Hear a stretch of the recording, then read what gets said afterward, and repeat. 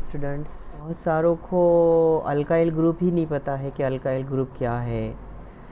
तो पहले ही मैंने 11th में पढ़ा चुका हूँ कि अल्केन में से एक हाइड्रोजन जौहर को हम हटाएंगे तो हमें अल्काइल ग्रुप हासिल होगा। अब कुछ अल्काइल ग्रुप को आपको याद रखना होगा हमेशा के लिए। अब जैसे यहाँ पर R जो है, यहाँ अगर मैं R जो ले रहा हूँ तो ये अल्काइल ग्रुप है, तो आपको ये याद रखना पड़ेगा हमेशा कि CH3 ये जो है ये मिथाइल ग्रुप कहलाता है। Methyl group, methyl group. इसी तरह से अब यहाँ पर ये जो बॉन्ड है इसके बाद यहाँ पर कोई भी हम दूसरा और ग्रुप जोड़ सकते हैं। अब उसके बाद नेक्स्ट जो आता है C2H5 ये आता है, इसका नाम है इथाइल ग्रुप। इथाइल ग्रुप ये आपको याद रखना है, मिथाइल ग्रुप, इथाइल ग्रुप। उसी तरह से हम आइसोप्रोपाइल ग्रुप भी ले सकते हैं। तो आइसोप्रोपाइल ग्रुप ये याद रखना पड़ेगा आपको कि ये जिस तरह से मैं लिख रहा हूँ इस तरह से भी आप इसको लिख सकते हैं। यहाँ पर कुछ नहीं, सिर्फ आइसोप्रोपाइल ग्रुप CH3 CH3 यहाँ बॉन्ड ये जो कहलाएगा इसको हम कहेंगे आइसोप्रोपाइल ग्रुप। इसी तरह से हम टर्शियरी ब्यूटाइल ग्रुप भी लिख सकते हैं। टर्शियरी ब्यूटाइल ग्रुप का जो स्ट्रक्चर रहेगा CH3 ये आइसोप्रोपाइल हो गया। इसका नाम हम आइसोप्रोपाइल ग्रुप बोलेंगे, इसको आइसोप्रोपाइल ग्रुप। और ये जो है ये टर्शियरी ब्यूटाइल ग्रुप रहेगा। अब यहाँ पर ये methyl, ethyl, isopropyl, tertiary butyl group आपको याद रखना पड़ेगी, ठीक है। अल्कोहल से किस तरह से हम अल्काइल हैलाइड बनाते हैं वो देखे हैं कि अल्कोहल का तामुल हमने आज जनरल रिएक्शन लिए थे, उस वक्त भी हमने कि अगर जैसे मैं अल्कोहल ले रहा हूँ, अल्कोहल R बॉन्ड OH, उसमें हमने HX मिलाए थे हाइड्रोजन हैलाइड। और हाइड्रोजन हैलाइड मिलाने के बाद ये यहाँ पर तामुल के अंदर देखेंगे आप तो यहाँ पर OH और H, यहाँ पर H2O बाहर निकल जाएगा, यहाँ से समझिए ये H और ये यहाँ का OH। इस तरह से यहाँ का H2O बाहर निकलेगा और हमको जो मिलेगा अल्काइल हैलाइड और H2O मिलेगा, ये हमने देखे थे। अब यहाँ पर X की जगह मैंने आपको कहा था कि X की जगह आप क्लोरीन, ब्रोमीन और आयोडीन लें। और R की जगह तो मैंने अभी आपको पहले ही बता दिया कि R जो रहेगा वो अल्काइल ग्रुप रहेगा, जहाँ पर मिथाइल लो, इथाइल लो, आइसोप्रोपाइल लो। और propyl group, normal propyl group भी आप ले सकते हैं। ये ग्रुप आपको याद रखने हैं। और यहाँ पर मैंने वीडियो के अंदर ये भी बताया था कि HX अगर हम HCl ले रहे हैं तो कौन सा रिएजेंट लगेगा, और HBr ले रहे हैं तो कौन सा रिएजेंट लगेगा, और HI ले रहे हैं तो कौन सा रिएजेंट लगेगा। अब उसके बाद हम अल्कोहल से ही अल्काइल हैलाइड का तरीका, दूसरा तरीका देखेंगे कि अल्कोहल से हम कौन सा और रिएजेंट मिला के हम अल्काइल हैलाइड तैयार कर सकते हैं। तो अल्कोहल के अंदर अगर हम फास्फोरस हैलाइड मिलाएं, अगर हमने अल्कोहल के अंदर फास्फोरस हैलाइड मिलाए, जैसे कि अगर अल्कोहल ले रहे हैं आप और अल्कोहल का ही तामुल अगर हम फास्फोरस हैलाइड, ख़ासतौर पे यहाँ पर बोर्ड की किताब के अंदर जो दिया गया है फास्फोरस ट्राई हैलाइड है, और जैसे अल्कोहल का तामुल फास्फोरस ट्राई हैलाइड से कराएंगे हम तो हमें किस तरह से रिएक्शन मिलेंगी वो मेन है कि पहले अल्कोहल लिखेंगे आप। जनरल फार्मूला ROH, R मैंने आपको पहले ही बता दिया कि आप R की जगह मिथाइल ग्रुप ले सकते हैं, इथाइल ग्रुप ले सकते हैं, जो भी ग्रुप लेना है आप R की जगह ले सकते हैं। लेकिन अब वहाँ पर जब हम ये यहाँ पर फास्फोरस ट्राइहैलाइड के साथ रिएक्शन कराएंगे तो यहाँ पर रिएक्शन को हमको सबसे पहले बैलेंस करना ज़रूरी है कि फास्फोरस ट्राइहैलाइड के अंदर किस तरह से रिएक्शन होती है। तो यहाँ पर हम सबसे पहले यहाँ पे हैलोजन 3 है, यहाँ पर अगर हम इसको बैलेंस कर देते हैं कि 3 मोल्स ऑफ अल्कोहल का तामुल हम फास्फोरस ट्राइहैलाइड के साथ कराएंगे तो यहाँ पर हमको जो मिलेगा 3 moles of RX alkyl halide और साथ में हमको मिलेगा H3PO3। क्या ये रिएक्शन बैलेंस है कि ये भी हमको देखना ज़रूरी है कि यहाँ पर अगर आप देखेंगे 3 मोल्स है तो H3PO3 हमने निकाले तो यहाँ पर हेलोजन यहाँ पर अगर आप देखेंगे तो H भी 3 दिखाई दे रहे हैं, O भी यहाँ पर अगर आप देखेंगे तो 3 और फास्फोरस 1 है। तो यहाँ पर हमें अल्काइल हैलाइड और H3PO3 ये जो बाय प्रोडक्ट है ये मिलेगा जब हम अल्कोहल का तामुल फास्फोरस ट्राइहैलाइड के साथ कराएंगे तो हमको अल्काइल हैलाइड और H3PO3 हासिल होगा।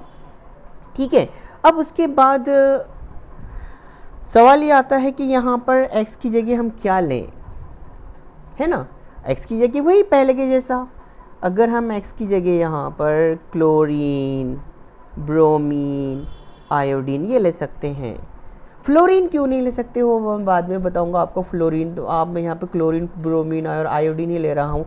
और यहाँ पर R की जगह जो दिखाई दे रहा है आपको, आप यहाँ R की जगह वही methyl group, ethyl group, isopropyl group ले सकते हैं।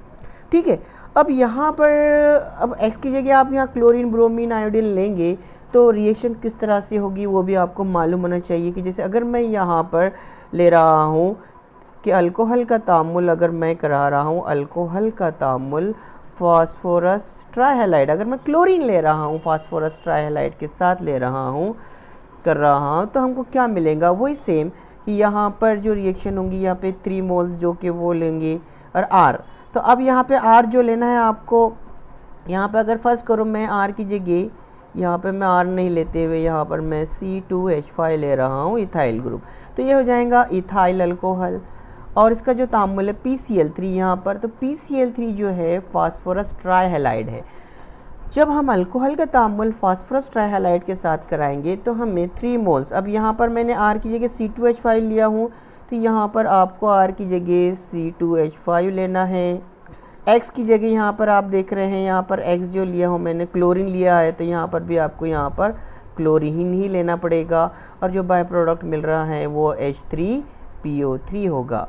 तो इस तरह से हमको इथाइल क्लोराइड और H3PO3 हासिल होगा। इसी तरह से हम अल्कोहल का तामुल, अब यही अल्कोहल लेंगे आप, अगर ये अल्कोहल की अब ये अल्कोहल का तामुल अगर आप फास्फोरस ट्राइब्रोमाइड के साथ कराएंगे तो क्या मिलेगा, फास्फोरस ट्राई आयोडाइड के साथ कराएंगे तो क्या मिलेंगे, ये आपको बताना है। लेकिन एक बात याद रखिए कि यहाँ पर फास्फोरस ट्राइब्रोमाइड जो है वो डायरेक्टली नहीं मिलता, आपको रिएक्शन तो ही करना है। लेकिन एरो पर जब आप लिखेंगे तो एरो पर आपको एक चीज़ डालना पड़ेगी कि फास्फोरस ट्राइब्रोमाइड डायरेक्ट आपको नहीं मिलता, इसको वक्त पर ही तैयार करना पड़ता है, ये अनस्टेबल रहता है। फास्फोरस ट्राइआयोडाइड भी ये अनस्टेबल रहता है, इसको हम वक्त पर ही लैब के अंदर तैयार करते हैं। तो फिर अब रिएक्शन कैसी होती है मैं आपको फास्फोरस ट्राइब्रोमाइड के साथ भी बता देता हूँ कि जैसे अब मैं ले रहा हूँ 3 moles of C2H5OH ethyl alcohol का ही तामुल ले रहा हूँ और उसका तामुल मैं फास्फोरस ट्राइब्रोमाइड के साथ करा रहा हूँ।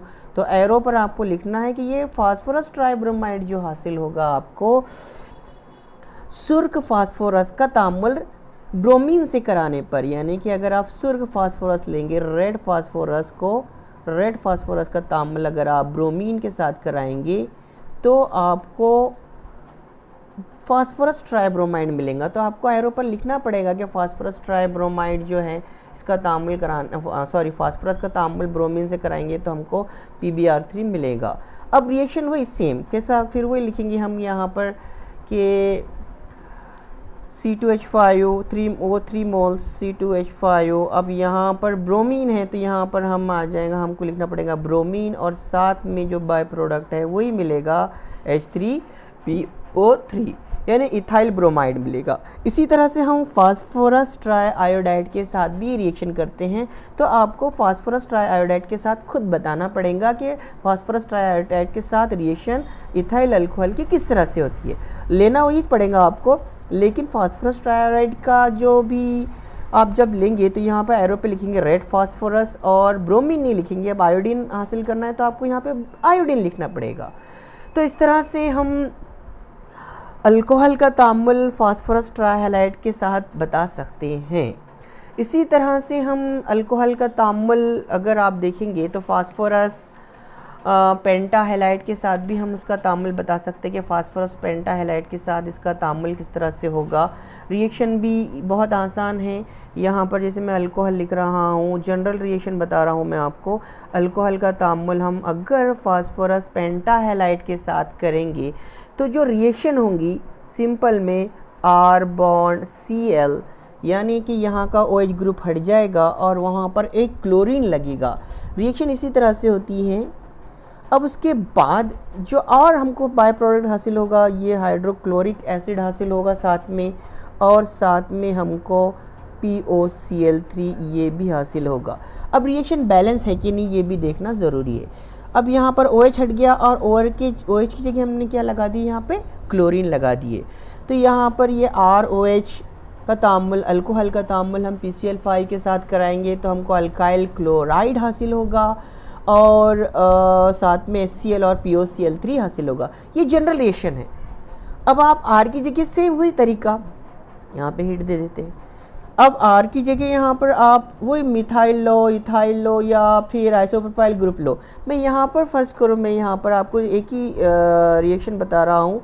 अगर मैं यहाँ पर इथाइल अल्कोहल ले रहा हूँ और इथाइल अल्कोहल का तामुल अगर मैं PCl5 के साथ करा रहा हूँ तो क्या होगा, यहाँ R की जगह मैंने क्या लिया, R की जगह C2H5 लिया और OH है। अब यहाँ पे क्या होगा, OH ग्रुप जिस तरह से यहाँ पे RCl लिए तो यहाँ पर आपको यहाँ का OH ग्रुप हटाना होगा और यहाँ का एक Cl ग्रुप जोड़ना होगा। तो यहाँ पर इस तरह से प्रोडक्ट मिलेगा आपको C2H5Cl प्लस HCl और साथ में POCl3। ये इथाइल अल्कोहल हो गया, यानी कि इथाइल अल्कोहल का तामुल हम PCl5 मतलब फास्फोरस पेंटाक्लोराइड, यानी इथाइल अल्कोहल का हम तामुल फास्फोरस पेंटाक्लोराइड के साथ कराएंगे तो हमको इथाइल क्लोराइड, HCl और POCl3 हासिल होगा। इसी तरह से अल्कोहल का तामुल दूसरे रिएजेंट के साथ कराने पर भी हमको अल्काइल हैलाइड हासिल होता है, वो हम आपको नेक्स्ट वीडियो में बताएंगे इंशाअल्लाह।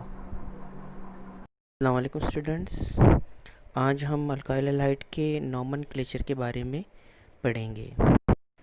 अल्काइल हैलाइड के नाम देने के दो तरीके हैं। पहला है कॉमन नेम और दूसरा है IUPAC नेम। सबसे पहले हम कॉमन नेम के बारे में देखेंगे। कॉमन नाम लिखते वक्त पहले अल्काइल ग्रुप का नाम और फिर से जो भी हैलाइड ग्रुप जुड़ा हुआ है उसका नाम लिखा जाता है। जैसे CH3Cl, यहाँ पर CH3 बोले तो मिथाइल और Cl बोले तो क्लोराइड। इस तरह से इसका नाम जो हुआ मिथाइल क्लोराइड हुआ। इसी तरह से यहाँ पर हम दूसरी एग्जांपल देखेंगे C2H5Cl। यहाँ पे C2H5 बोले तो इथाइल और Cl बोले तो क्लोराइड, इसका नाम हो जाएगा फिर इथाइल क्लोराइड। इस तरह से हम यहाँ दूसरी एग्जांपल देखेंगे। यहाँ पे Cl की जगह ब्रोमीन है तो इसलिए अब यहाँ पर हम इसको पढ़ेंगे इथाइल ब्रोमाइड। इसी तरह से हम यहाँ पर इसको पढ़ेंगे इथाइल आयोडाइड। इसी तरह से ये वाली एग्जांपल है आइसोप्रोपाइल क्लोराइड की, आइसोप्रोपाइल क्लोराइड।